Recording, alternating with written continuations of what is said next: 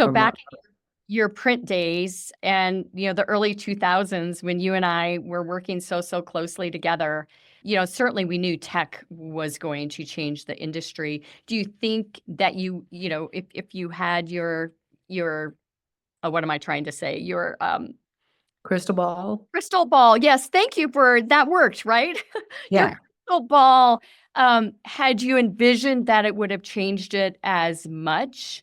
And I do think I the pendulum is swinging back a bit too, which is really nice to see. I mean, I sat down in my hearth room over the weekend and caught up with my magazines.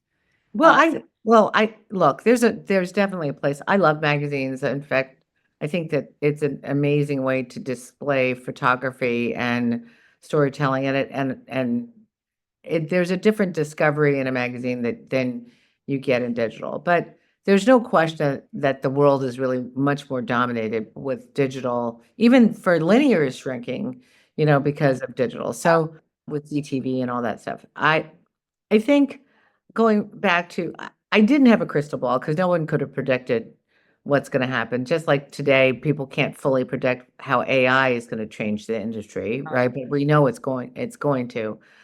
I was lucky in the sense when I was at Meredith way back when, I was group publisher over a bunch of magazines, and someone tapped me on the shoulder and said, we have all these emerging platforms, social, and it wasn't even called social then, it was called new media strategies. It was like, they didn't yeah, even know what to call it, and blogs and all these other things and digital. And nobody has figured out how to make money at it at that point.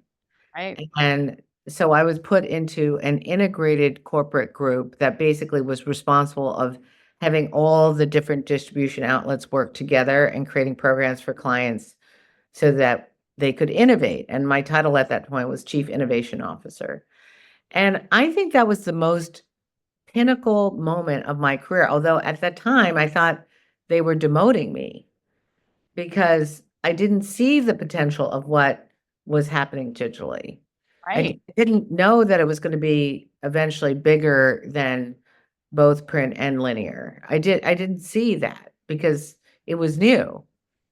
So I do believe, and I know you believe in this too, I kind of believe in fate, and I believe that the universe just put me there so that I could learn all this new stuff and I could be prepared for the future. Yeah. Well, and the future is here. I mean, Yeah, I know. you take a look at your, weaving back in leadership here, your days at Meredith, the innovation, the entrepreneurialism, that's been there the whole time, but you had that entrepreneurial stint in between.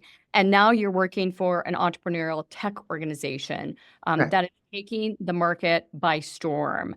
How has that journey led you to Cargo from the standpoint of leadership and that innate ability? You've always had it to really motivate a team, motivate customers to buy the product. You are perfect at that. And really getting them on board.